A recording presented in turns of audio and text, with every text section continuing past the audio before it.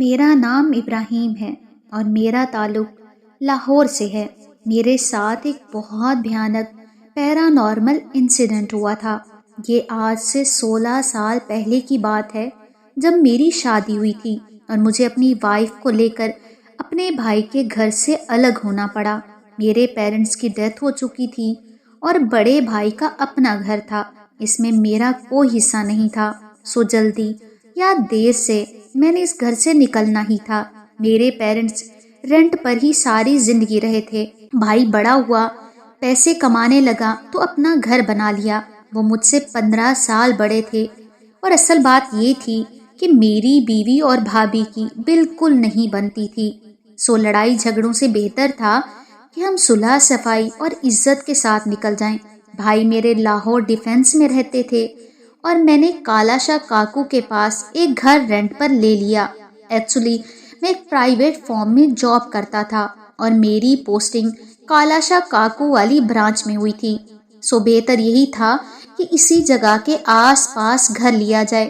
پہلے تو کوئی گھر مل ہی نہیں رہا تھا اور پراپرٹی ڈیلر سے بات کرتا، مگر میرے مالی حالات اتنے تنگ تھے کہ میں ان کی فیس بھی نہیں دے سکتا تھا۔ سو اپنی مدد آپ کے تحت میں نے گھر ڈھونڈنے کا فیصلہ کیا۔ کمپنی کے کالا شاہ کاکو والی برانچ میں ایک آدمی میرے ساتھ کام کرتا تھا۔ ایک دن باتوں ہی باتوں میں نے ذکر کیا کہ میں گھر رینٹ پر لینا چاہتا ہوں، کیونکہ میں بھائی کے گھر سے نکلنے کے بعد اپنے سسرال میں رہ رہا تھا، جو میرے لیے بہت ٹینشن والی بات تھی۔ میرے دوست کولیگ جس کا نام نصیب تھا، اس نے مجھے کہا کہ ویسے تو اس ایریے میں کسی کو میں پرسنلی نہیں جانتا، مگر ہاں جس راستے سے گزرتا ہوں وہاں راستے میں ایک ویران سا علاقہ آتا ہے۔ اسی جگہ ایک بڑا سا پرانا گھر ہے جس کے مین گیٹ کے اوپر ایک بورڈ لٹکا ہوا ہے جس پر لکھا ہے گھر کرائے کے لیے خالی ہے۔ میرا تو اس جگہ کوئی کام نہیں تھا، مگر میری موٹر سائیکل اس ویران ایریے میں 2 بار خراب ہوئی اور گھنٹہ کوشش کے بعد سٹارٹ ہوتی تھی۔ اسی لیے اس جگہ کو تھوڑا ایکسپلور کرنے کے بعد یہ گھر نظر آیا تھا۔ اس گھر کے آس پاس کوئی گھر نہیں، مگر تمہیں کالا شاہ کاکو کے اندر گھر چاہیے تو وہ اسی ایریے کا حصہ ہے۔ میں کل تمہیں مکمل ایڈریس بتاؤں گا تو تم جا کر ساری ڈیٹیلز لے لینا۔ میں بہت خوش ہوا کہ ویران علاقہ ہے، یہ تو اور بھی اچھی بات ہے، شہر کے شور شرابے سے دور، اور وہ بھی جاب والی جگہ کے آس پاس۔ میں اپنے دوست کے دیے ہوئے ایڈریس پر پہنچا تو وہاں سچ میں گھر تھا اور ارد گرد سنسان علاقہ، اور گھر کے گیٹ کے اوپر ایک تختی لٹک رہی تھی جس پر یہ درج تھا کہ گھر کرائے کے لیے خالی ہے۔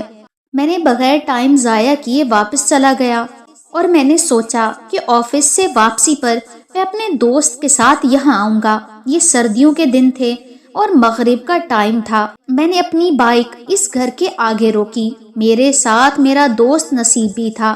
ہم نے دروازہ کھٹکانا شروع کیا تو کسی نے نہیں کھولا۔ بہت آواز دی مگر کوئی جواب نہ ملا۔ ایک بڑا سا پرانا گھر، 1 منزلہ، اور اوپر ایک چھوٹا سا کمرہ تھا جس کی light bar bar on of ہو رہی تھی۔ اب ہم واپس جانے لگے تو ایک بھاری زوردار آواز آئی۔ سامنے دیکھا تو دروازہ بند ہے۔ یہ کس نے ہمیں آواز دی ہوگی اور اس نے ہمیں کیسے دیکھا ہوگا؟ تو ہم دوبارہ دروازہ کھٹکانے لگے تو اس بار ایک بھاری آواز کے ساتھ دروازہ کھل گیا۔ میں اور نصیب اندر آ گئے تو دیکھا سارا گھر خالی پڑا تھا۔ یہ 2 بیڈ رومز کا گھر تھا جس میں کچن اور ایک ٹی وی لاؤنج بھی تھا اور چھوٹا سا سٹور بھی۔ ایک واش روم تھا جو گھر کے حصے سے نکل کر صحن میں تھا، اور اسی واش روم کے ساتھ اوپر جانے والی سیڑھیاں تھیں جہاں صرف ایک ہی کمرہ تھا۔ ٹی وی لاؤنج والے حصے میں ایک بوڑھا آدمی راکنگ چیئر پر بیٹھا ہوا تھا اور اس کے پاؤں کے پاس ایک موٹا تازہ کالے رنگ کا بلا بھی تھا۔ اس آدمی نے بہت گہرے نیلے رنگ کا سوٹ پہنا ہوا تھا، اوپر ایک کالی چادر اوڑھی ہوئی تھی جو اس نے سر پر بھی لی ہوئی تھی اور آدھا منہ ڈھانپا ہوا تھا۔ اس کے بڑے بڑے ہاتھ اور پاؤں، سفید رنگ کی سینے تک لمبی داڑھی، اور اس کا جسم بالکل سیاہ کالا تھا۔ وہ بہت عجیب سا لگ رہا تھا۔ میں نے سلام کیا اور اپنا تعارف کروایا۔ اس آدمی کی آنکھوں کا رنگ سبز تھا۔ یہ ایسا سبز رنگ تھا جو اس کی آنکھوں کو بہت خوفناک بنا رہا تھا۔ اس نے میرے بارے میں زیادہ کوئی بات چیت نہ کی اور نہ ہی کچھ اور پوچھا۔ سب سے زیادہ حیرت کی بات یہ تھی کہ اس نے ہم سے کرایہ نامے کا کوئی ایگریمنٹ نہیں سائن کروایا اور ہمیں اتنا کہا کہ جب تک چاہو یہاں رہ سکتے ہو۔ میں اوپر رہتا ہوں اور اکیلا ہوں۔ میری بیوی مر چکی ہے اور میرے 5 بیٹے ہیں جو مجھ سے آئے روز ملنے آتے رہتے ہیں۔ اس نے مزید اپنے بارے میں کچھ نہ بتایا اور مجھے 5,000 کرایہ بتایا، جو میں سن کر بہت زیادہ خوش ہو گیا کیونکہ یہ گھر بہت بڑا تھا اور رینٹ بہت کم۔ اس کے بعد اس نے مجھے اپنی کچھ شرطیں بتائیں کہ یہاں تمہارے گھر کوئی مہمان نہیں آ سکتا، تم لوگ کسی ملازم یا نوکر کو بھی نہیں رکھ سکتے، اور تمہیں مجھ سے بات کرنے کی ضرورت پیش آئے تو تم لوگ میرے کمرے میں اوپر نہیں آ سکتے۔ مجھے ضرورت پڑی تو میں خود آؤں گا۔ اور ہاں، اس آدمی نے یہ بھی کہا تھا کہ تم لوگ کوئی خوشبو کا استعمال نہیں کرو گے۔ اس کے پاس کوئی موبائل نمبر بھی نہیں تھا۔ رینٹ نہ ہونے کے برابر تھا۔ میری پسند کا گھر اور جگہ تھی، تو میں نے اس آدمی کی کنڈیشنز مان لی اور اب میں اپنی بیوی کے ساتھ 2 دن میں ہی شفٹ ہو گیا تھا کیونکہ ہمارا کوئی خاص سامان نہیں تھا۔ میں بہت زیادہ خوش تھا اور میری بیوی بھی، مگر تھوڑی اداس تھی کہ ماں کے گھر کو چھوڑنا پڑا۔ خیر، اب جب سے ہم اس گھر میں شفٹ ہوئے تو ہمارے ساتھ عجیب و غریب واقعات ہونا شروع ہو گئے تھے۔ میں اور میری بیوی 5 وقت کے نمازی تھے۔ میری بیوی تو تہجد گزار بھی تھی۔ اس گھر میں اور میری بیوی بیمار ہونے لگے تھے۔ بیماری تو خیر آنے جانے والی چیز ہے اور اس کا تعلق انسان کے ساتھ چولی دامن کا ہے، موت تک، مگر ہم دونوں میاں بیوی سارا دن بالکل ٹھیک ہوتے۔ جیسے ہی عشاء کی اذان ہوتی، اس کے بعد سے لے کر فجر تک ہم بیمار رہتے۔ ہماری عجیب سی حالت ہوتی۔ میری بیوی کا مس کیریج بھی ہو گیا تھا اور ہمیں بہت افسوس تھا۔ ایک رات میری بیوی جب عشاء کے بعد سو گئی تو اس نے دیکھا کہ آدھی رات کو اس کو کسی نے آواز دی۔ ام حبیبہ میری وائف کا نام ہے۔ پہلے میری وائف نے اگنور کیا، مگر پھر اس کو کسی نے آواز دی۔ جب اس نے اٹھ کر دیکھا تو صحن میں باہر واش روم میں اندھیرے میں کوئی عورت بیٹھی کپڑے دھو رہی تھی۔ لائٹ بند تھی، مگر 0 کی لائٹ ہمیشہ واش روم کی آن رہتی تھی۔ وہ بڑی بڑی کالی چادریں دھو رہی تھی۔ حبیبہ کو جالی کے دروازے سے مسلسل دیکھ رہی تھی۔ حبیبہ نے کہا، کون ہے؟ وہ کچھ نہ بولی اور کپڑے دھونے میں پھر لگ گئی۔ وہ عورت کالے رنگ کی تھی۔ اس کی وہی خوفناک سبز آنکھیں تھیں اور سر پر سفید بال، کیونکہ واش روم میں موم بتیاں بھی جل رہی تھیں۔ اس کا حلیہ ہمارے مالک مکان جیسا ہی تھا۔ ام حبیبہ جالی کا دروازہ کھول کر جب باہر جا کر دیکھنے لگی تو اس کا پاؤں ایک ٹوٹی ہوئی اینٹ سے ٹکرا گیا، جس سے وہ پھسل گئی اور درد سے آوازیں دینے لگی۔ ام حبیبہ نے دیکھا کہ وہ عورت اس کی آنکھوں کے سامنے غائب ہوئی تھی۔ اس کے بعد میں جلدی سے ام حبیبہ کو ہاسپٹل لے گیا۔ 2 دن ہاسپٹل رہنے کے بعد وہ گھر آئی تو اس نے مجھے ساری بات بتائی اور میں یہی سمجھا کہ مالک مکان کی کوئی رشتہ دار ہوگی یا پھر میری بیوی کا وہم ہوگا، مگر میری بیوی نے کہا کہ وہ اوپر نہیں گئی بلکہ باتھ روم کے اندر سے ہی غائب ہوئی ہے۔ مالک مکان نے اپنا نام ہمیں نہیں بتایا تھا۔ نصیب نے پوچھا بھی تھا تو اس نے صرف یہ کہا کہ مالک مکان۔ اس واقعے کے بعد ہمارا کھانا سڑنا شروع ہو گیا یا پھر غائب ہو جاتا۔ سارا دن صحیح ہوتا، دن کے وقت ہنڈیاں پکاتے، مگر صبح اٹھ کے دیکھتے تو خراب ہوتی۔ اس کے علاوہ صحن میں میری بیوی کپڑے سکھانے کے لیے ڈالتی تو اس پر خون کے چھینٹے گرے ہوتے۔ میں سارا دن آفس ہوتا تو میری بیوی گھر میں اکیلے ڈرنا شروع ہو گئی۔ وہ کہتی کہ اوپر والے کمرے سے خوفناک آوازیں آتی ہیں اور ایسا محسوس ہوتا ہے جیسے کوئی زمین پر اپنے بھاری قدم سے دھمال ڈال رہا ہو۔ ام حبیبہ نے یہ بھی بتایا کہ جیسے میں آفس جاتا ہوں تب سے لے کر میرے آنے تک وہی کالا موٹا تازہ بلّا جالی کے دروازے کے پاس کھڑا میری بیوی کو گھورتا رہتا ہے۔ ہمارے اس گھر میں کتنی بار زلزلے آئے اور ہم نے اسے قدرتی مان کر خاموشی اختیار کر لی۔ اس کے بعد ایک رات میں نے دیکھا کہ ہمارا مالک مکان نیچے صحن میں آیا، اور وہ بھی بجلی کی رفتار سے سیڑھیاں نیچے اتر کر۔ وہ بہت بوڑھا آدمی تھا۔ اس نے گھر کے باہر کا دروازہ کھولا تو خوفناک کالے بلیوں کو گھر کے اندر آتے ہوئے ہم نے دیکھا، جو سیدھا اس کے کمرے میں گئے، اسی رفتار سے جیسے وہ بوڑھا آدمی آیا تھا۔ اس گھر میں ہمیں آئے ہوئے 18 دن گزر چکے تھے، تو میرے سالے اپنی بہن سے ملنے ہمارے گھر آئے تو انہوں نے نوٹ کیا کہ جیسے انہیں کوئی بلا رہا ہو۔ حیرت کی بات یہ تھی کہ وہ میرے سالوں کو ان کے ناموں سے پکار رہی تھی۔ میرا ایک سالہ کمارا تھا اور ایک شادی شدہ تھا۔ جو کمارا تھا وہ پتہ نہیں کیسے اوپر جا پہنچا اور ہمیں پتہ ہی نہ چلا۔ جب وہ نیچے بھاگتا ہوا اور شور مچاتا ہوا آیا تو یہ بے ہوش ہو گیا، اور اس کو ڈاکٹر کے پاس ہم لے گئے۔ اسے جب ہوش آیا تو ہم اسے گھر لے آئے تو اس نے ہمیں آ کر بتایا کہ آپ کے گھر کے اوپر جو کمرہ ہے اس میں ایک خوبصورت لڑکی دلہن بنی بیٹھی تھی۔ اس نے مجھے پکارا۔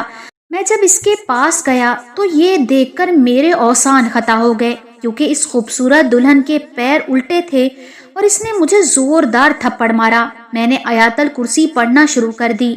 اس کی بات سن کر میں تو ڈر گیا۔ اپنی بیوی کو لے کر گھر آیا، تالا کھولا۔ جب اندر گئے تو ہمارا سارا سامان بکھرا ہوا تھا، اور وہ ہمارا مالک مکان اپنی راکنگ چیئر پر بغیر ہلے جلے بیٹھا تھا، اور یہ راکنگ چیئر وہ وہاں سے اٹھا کر لے گیا تھا جب ہم یہاں اس گھر میں اپنے سامان کے ساتھ شفٹ ہوئے تھے۔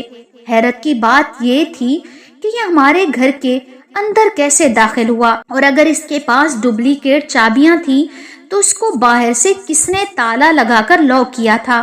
یہ سوالات ہمارے دماغ میں گھوم رہے تھے کہ اچانک ہمارا مالک مکان کھڑا ہوا اور زوردار چیخ مار کے ہماری طرف مڑا اور کہنے لگا، میں نے منع کیا تھا نا کہ اس گھر میں کوئی مہمان نہ آئے، اور تمہارے سالے کیوں آئے، وہ بھی میری بیٹی کی پسند کی خوشبو لگا کر۔ چلے جاؤ میرے گھر سے۔ اور جب اس نے یہ بات کی تو ہماری حالت بہت خراب ہو گئی اور ہمارے ہوش اڑ گئے، کیونکہ یہ منظر بہت ہیبت ناک تھا۔ ہم دونوں میاں بیوی نے دیکھا کہ ہمارے مالک مکان کی آنکھوں کے اندر والے حصے میں آگ جل رہی تھی، اور اس کی چادر جیسے ہی زمین پر گری تو ہم نے دیکھا کہ اس کے جسم کا آدھا حصہ ہی نہیں تھا، آدھا بالکل صحیح سلامت اور آدھا غائب تھا۔ جب ہم نے یہ سب دیکھا تو میری بیوی نے قرآن کی تلاوت کرنا شروع کر دی، اونچی اونچی آواز میں، تو وہ آدھے جسم والا آدمی ہماری آنکھوں کے سامنے کانوں پر ہاتھ رکھتا ہوا غائب ہو گیا۔ اب ہمیں سب سمجھ آ چکی تھی، تو جلدی سے میں اور میری بیوی گھر سے نکلے۔ بہت دور جا کر ہمیں رکشہ ملا، وہ اسی لیے کہ جب ہم گھر سے باہر نکلے ہم نے موٹر سائیکل سٹارٹ کرنے کی بہت کوشش کی، لیکن وہ ٹس سے مس نہ ہوئی۔